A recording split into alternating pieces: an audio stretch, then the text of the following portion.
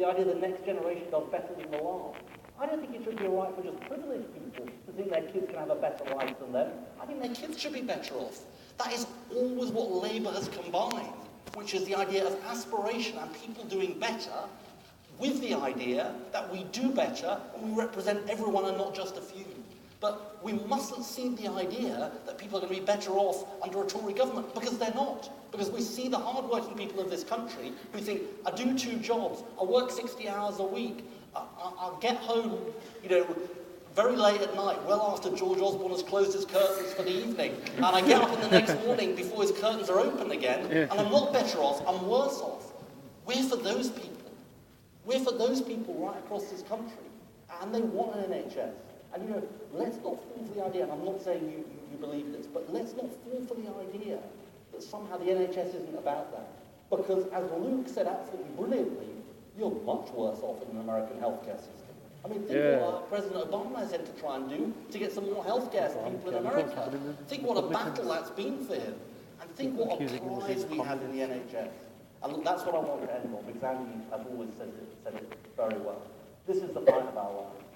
It's the fight of our lives at this election, because these people are not going to give up power easily. We know that. They will throw everything they can at us. And it's a fight of our lives when it comes to the National Health Service. The stakes are incredibly high.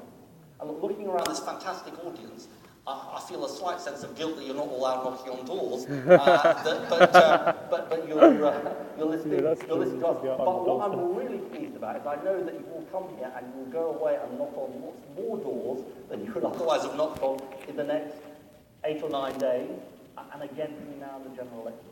We have a massive fight on our hands. I'll say 2 things, and I'm not going to have any more questions. I'm sorry about it, I couldn't answer their questions. I'll say a couple of other things by way of conclusion. First of all, I want to have a shout out to some other MP colleagues that we have here who are absolutely brilliant. Ivan Lewis, ladies and gentlemen, who's here. Luciana Berger, who's here. Let's call for Luciana, please. Debbie Abraham, who I can see in the audience. Debbie Abraham. The last point I want to make to you is this, and it's a serious point. The lady asked about the newspapers and all of that, and it's true. Labour oppositions have always faced big challenges and big opponents, and we're not alone. We've seen it in the past. This is going to be a very close election, this next general election. It's going to be a very, very close election. The Tories will have money, and they'll throw lots of money at us and at the electorate. I think we have something far more important, which is that we have the values. We have the values and the beliefs.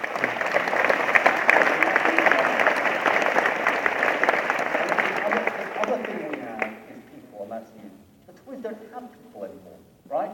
They're a sort of virtual party in the internet age. They are genuinely a virtual party. They don't have people anymore because people don't really want to sign up to the Tory party. People do want to sign up to the Labour Party. But look, it is so important, that we treat this as the fight of our lives. You've heard from some brilliant people here today who work in the health service, much more eloquently than me or Andy, about the stakes and how high the stakes are. So look, let's go forward knowing we can change things. That in the past, Labour governments have changed things, even when the odds look stacked against them. 1945, 1964, 1997. We change things when the odds look stacked against us. And we can do that again. But we need you. So look, over the next year, you've got plenty of other things to do in your lives. But think about the time you're going to devote to changing this country. Because the stakes are that high at this election. They are that high. They're that high for you, for your family, for your community, for the country. And we need you. So thank you very much for coming tonight. I look forward to all of the work you're going to do over the next 10 days and over the next year. We are going to elect a Labour government, and we are going to protect and nurture the NHS, and we're going to change this country. Thank you very much.